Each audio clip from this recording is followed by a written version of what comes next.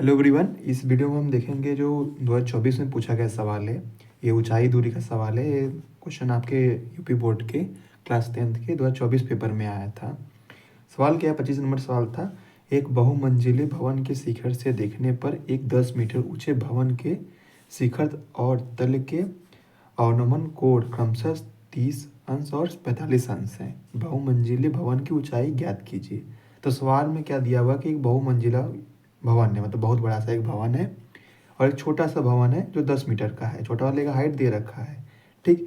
तो बड़े वाले के ऊपर टॉप से देख करके छोटे वाले एक बार टॉप को देख रहे हैं, एक बार उसके नीचे को देख रहे हैं, मतलब तल को देख रहे हैं। तो ऐसा कुछ फिगर बनेगा।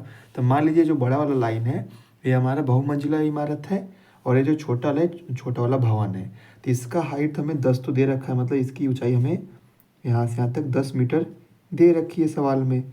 और क्या बोला है कि अनुमान कोण जो है 30 अंश और 45 अंश है। तो पहले शिखर को देख रहे हैं, शिखर का कितना अनुमान कोण है। तो अनुमान कोण यहाँ से बनता है, तो 30 अंश हो गया, और शिखर का हो गया, और उसके तल का 45 अंश है। यहाँ से यहाँ तक कितना है, 45 अंश है, ठीक।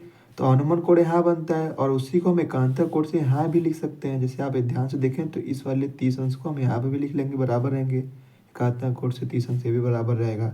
सेम ये जो 45 अंश है यहाँ पे भी 45 अंश बराबर आएंगे, ठीक। इतना तक हमने लिख लिया है। अब हमें क्या करना है कि बहुमंजिले भवन की ऊंचाई बतानी है। तो बहुमंजिला भवन जो ये बड़ा वाला भवन है उसकी हमें ऊंचाई बतानी है, ठीक। तो इसकी ऊंचाई का ध्यान से अगर आप देखें तो यहाँ पे 10 है, तो ये भी 10 होगा, क्योंकि बराबर बराबर है, इसके बराबर है, समांतर है। तो ये वाला चीज़ वाला इसके बराबर होगा। तो ये 10 मीटर है, तो यहाँ पे भी ये 10 मीटर ही होगा। कहाँ से कहाँ तक, यहाँ से लेकर के यहाँ तक होगा 10 मीटर, ठीक। तो अब अगर मैं ये वाला हाइट निकाल लूँ और 10 जोड़ दूंगा तो पूरा हमें ऊंचाई मिल जाएगा।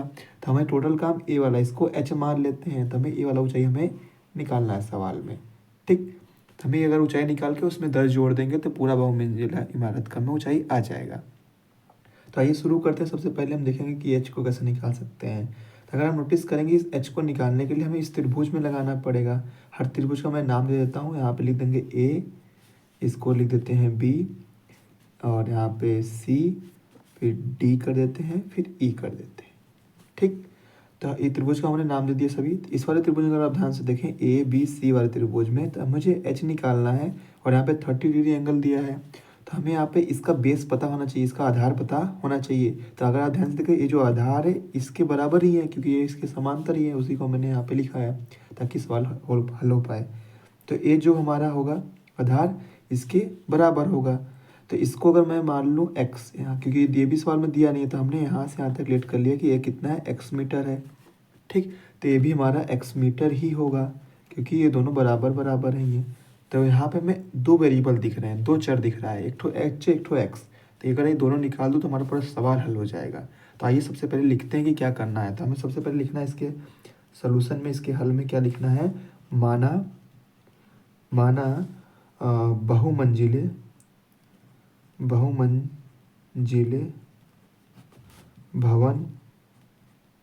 की ऊंचाई जो पूछा वही मानेंगे हम सवाल में। ऊंचाई कितनी है भाई, ऊंचाई हमारा ये पूरा इतना सा है, तो चाहिए तो आप बड़ा एच मान लीजिए पूरे बड़े को। तो ठीक, इसको हमने कैपिटल एच मान लिया पूरे बड़े वाले को, ठीक। अब हम क्या करेंगे कि मानना इसकी कैपिटल ऊंचाई एच है, कैपिटल एच मीटर है, ठीक। एच मीटर है इसकी ऊंचाई। तो यहाँ पे कैपिटल एच बराबर है क्या, एच प्लस में 10 मीटर है, ठीक है। आप ध्यान देंगे ये 10 वाला जोड़ देंगे तो हमें, अगर मुझे बड़ा एच लाना तो एच लाना पड़ेगा, ठीक। अब क्या करते हैं कि हम इस त्रिभुज और इसको भी मान लेते हैं पहले, एक्स जो माना है, तो और क्या मानेंगे, तथा ये दोनों दो भवन है ना, दोनों भवनों के बीच की दूरी x मीटर है। तो तथा माना दोनों भवनों की बीच की दूरी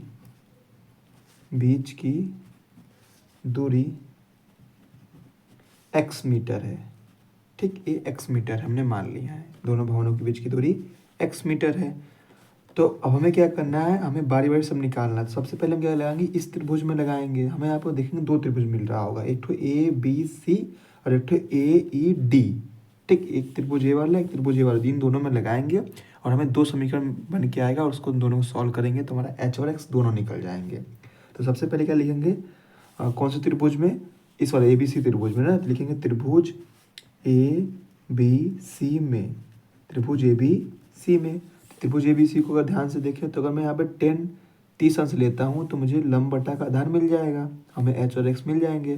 तो हमें क्या लेना है, 10 30 अंश लेना है। क्यों 10 30 अंश हम लिए, क्योंकि यहाँ पे हमें जो लंब है और आधार दोनों ही आना चाहिए उस समीकरण में, तभी तो हल हो पाएगा, इसलिए हम 10 ले लेंगे। 10 30 अंश बराबर क्या हो जाएगा, H/X हो जाएगा। ठीक, और 10 30 अंश का मान होता है 1/3, ठीक, बराबर में H/X। अगर इसका क्रॉस मल्टीप्लाई कर दें, इसका x का उधर इसका उधर कर दें, तब मिल जाएगा x1 जाए x = √3h मिल जाएगा। इसको समीकरण नंबर 1 बना लीजिए। ठीक, तो पहले त्रिभुज से हमें एक समीकरण मिल गया है H और X में, ऐसे दूसरे त्रिभुज में हम लगाएंगे इस वाले AED में, फिर वहाँ से हमें एक समीकरण और मिलेगा। तो आगे बढ़ते हैं, तो क्या लिखेंगे अब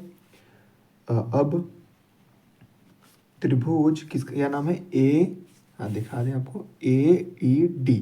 ठीक, यहाँ पे लिख लेंगे AED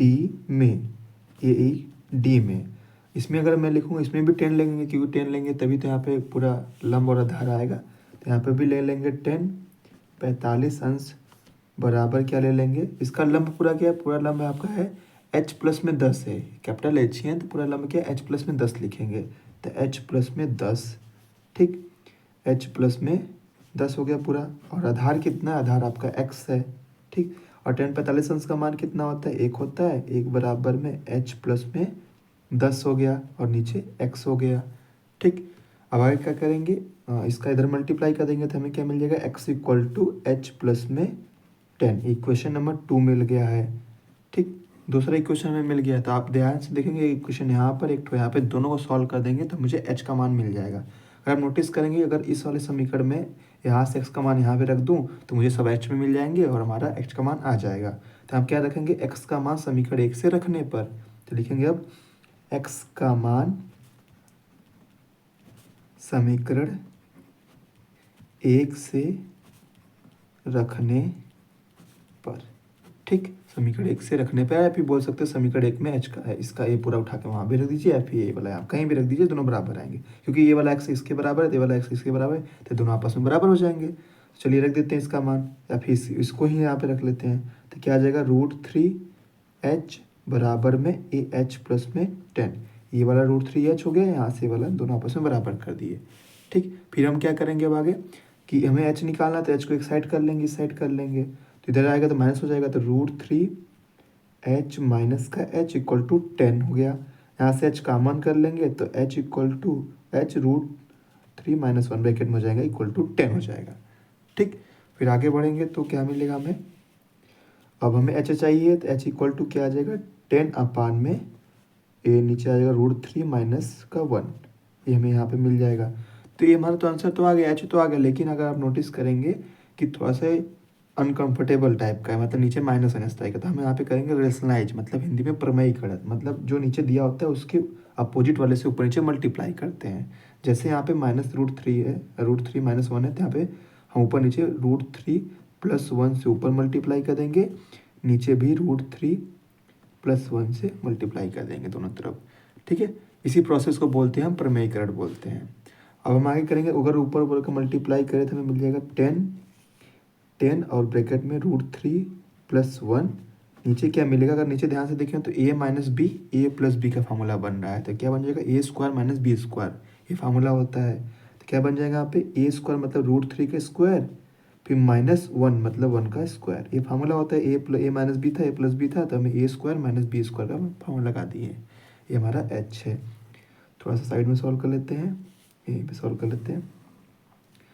ठीक, तो यहाँ पे मुझे H मिल जाएगा क्या, इस बार ऊपर आएगा 10 ब्रैकेट में √3 + 1 में, अगर इसका स्क्वायर करें तो हमें 3 मिल जाएगा, 1 का स्क्वायर 1 ही होता है, 3 1 माइनस कर देंगे। H = कितना आएगा, नीचे 2 आएगा, तो 10 √3 + 1 को ब्रैकेट में नीचे आएगा 2 से 10 कट जाएगा, 5 जा बार में, तो H = कितना आया, 5 ब्रैकेट में √3 + 1, ये आपका आंसर आया H का।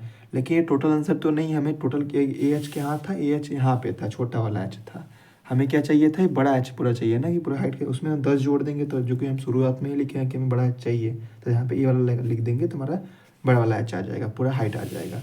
तो यहाँ पे क्या करेंगे, यहाँ पे अब लिखेंगे कि इम्प्लाइज करेंगे कैपिटल एच इक्वल टू क्या था, एच प्लस में 10 था, तो एच यहाँ पे था एच प्लस में 10, तो capital H equal to H की वैल्यू क्या है 5√3 + 1 और प्लस में 10 जोड़ देंगे इसको। ठीक, फिर क्या करते हैं आगे ऐसा करते हैं कि ब्रैकेट खोल देते हैं। चलो थोड़ा सा इधर कर लेते हैं। तो यहाँ पे कैपिटल एच इक्वल टू क्या आ जाएगा, जब ब्रैकेट ओपन करेंगे तो 5√3 और इसका इसमें मल्टीप्लाई करेंगे तो 5 आ जाएगा। तो यहाँ पे 5√3 प्लस में 5, एक बार इसमें मल्टीप्लाई, एक बार इसमें मल्टीप्लाई कर दी, और प्लस में वो 10 तो था ही, और दोनों जोड़ के क्या मिल जाएंगे, 10 5 15 बन गए हैं। ठीक, ये बन गए 15। तो यहाँ पे क्या आ जाएगा 5√3 और ये क्या हो जाएगा आपका 10 5 15 हो जाएंगे, और कैपिटल आ जाएगा। अब आप ध्यान से देखें तो मुझे यहाँ 5 कामन होते हुए दिख रहा है, तो 5 कामन कर लेंगे तो क्या मिल जाएगा हमें वापस से, 5 कामन किए तो 5 कामन हो गया, और इधर क्या हो जाएगा √3 और यहाँ 5 कामन किया ना प्लस में 3 आ जाएगा। तो ये अच्छा सा आंसर हमें देखने को मिल रहा है कि 5 ब्रैकेट में √3 + 3 ये हमारा उसका हाइट निकल के आ गया है।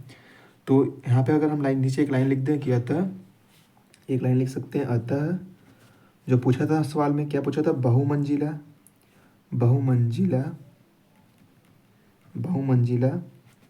भवन की ऊंचाई कितना है भाई, 5 ब्रैकेट में √3 + 3 मीटर है। ये हमारा आंसर हो जाएगा। ठीक, जिनका भी आंसर आ रहा होगा उन्हें बहुत बहुत बधाई कि आपने सवाल सॉल्व कर दिया। ये सवाल पूरे 6 नंबर का सवाल, अगर आप देखें तो इसके नंबर सामने लिखा हुआ है कि 6 नंबर का सवाल था।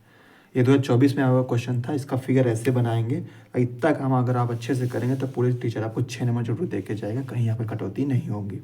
आई होप आपको समझ में आया होगा, नहीं समझ में फिर से रिवाइंड करिए, काफ़ी अच्छे से मैंने समझाया है।